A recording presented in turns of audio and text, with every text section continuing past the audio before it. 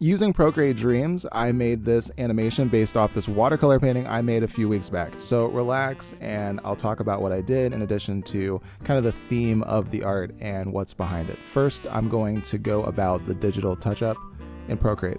So with this art, rather, was inspired by the ability to do as one pleases with no question or any fear or any other reason than the fact that one wants to do it. Considering all the buffoonery and intentional devastation that's happening in our world today, all of which is avoidable, for whatever reason it's still happening, it has never been more important to pursue your passions, especially those of a creative nature.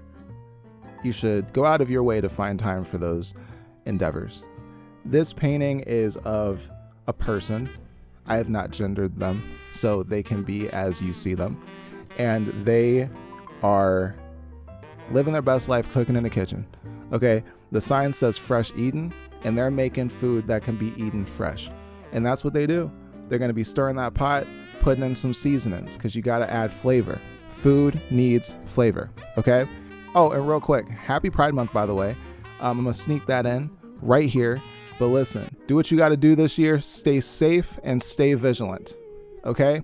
With love, all the love in my heart to you. Stay safe and stay vigilant, but live your life. Live your life as it is intended and as authentically as humanly possible. For no other reason than that is absolutely what you're here for, and it's necessary that you do it. Thank you for listening to my PSA. Now back to the art. So you can see I made a list here in Procreate of every layer that is going into the frames when I put into Procreate Dreams. That's how I plan ahead on these different artworks, because I'm going to be using the record feature instead of doing frame by frame. This is going to be a super quick animation. I think I did all of this in less than 20 minutes. That being the Procreate Dreams animation part. Everything else took a few hours, but the animation part is going to be super easy, and that's the part that most of you are here to watch anyway. So we're going to get into that in just a bit, but this is just my preparation for that. So we're already watching currently the animation process. This part, I'm moving the first arm. This arm is holding the wooden spoon that is stirring the pot, and I have clicked on the movie icon. This icon allows you to manipulate the image, so you can warp, you can distort, of which you can do individually, but you can't do simultaneously or at the same time. So if you warp an image, you can't also distort it, vice versa. Maybe they'll change that with the new update coming out later this year or next year. I'm not sure when that's coming out. If I'm wrong about that, by the way, you can mention it in the comment section. I have tried to do it. Maybe I'm doing something wrong, but that is just my understanding of how this software works at the moment. When you warp or distort any kind of manipulation of the image, it will create a keyframe track below that frame. So then you can just click along that timeline, go up to the image, move it accordingly, and then that will add a new keyframe down there. And when you play it around, it'll show the movement based off however you manipulated that going forward.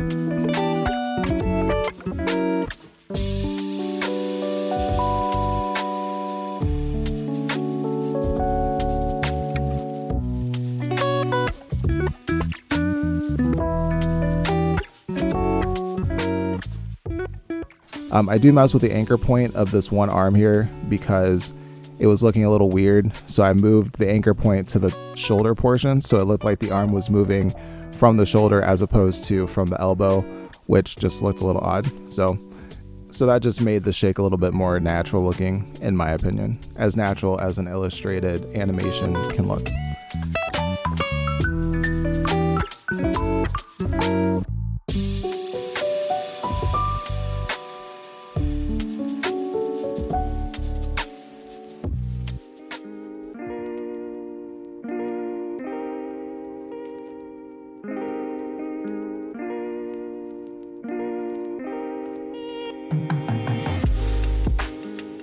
Next, I'm going to work on this open sign because I had forgot to add it when I was finishing the animation. So this is like after footage of the original filming, which is fine. It's short and to the point. It's a really simple animation, but it did turn out pretty cool. I messed with some of the camera settings as well, which I'm about to show next. So that is going to be fun. I don't think I've ever shown that on this channel before. So we'll play with something new and see how that works out. So for the camera settings, all I'm doing is what I did for the arms. I'm hitting that movie icon, I'm manipulating the image, that sets that keyframe track below the base frame. And I have all of this grouped together, so I'm just working based on the group. And I'm just moving the image around until I have it just right for me. It is easy to get lost in these keyframes at the bottom, so don't be scared to start over. A lot of this is just experimenting. I am not an animation professional. I am an amateur at best, but these are the steps that I took to make this happen, and I'm just sharing that with y'all in case you want to explore these creative options for yourself. So that's it for the animation process. The animation is coming up here in just a few seconds, but I wanted to say thank you everybody for joining this cozy little corner of the internet. We're at 569. I was stuck at 27 subscribers for like 3 years. So I don't know what happened or what changed, but I am grateful for you. Thank you so much for being here. You can hit the sub button, it's right there. So anyway, as always, stay beautiful, stay true, stay you, and above all else, stay cozy, y'all. I'm gonna see y'all in the next video. Take care of yourselves. With love. Peace.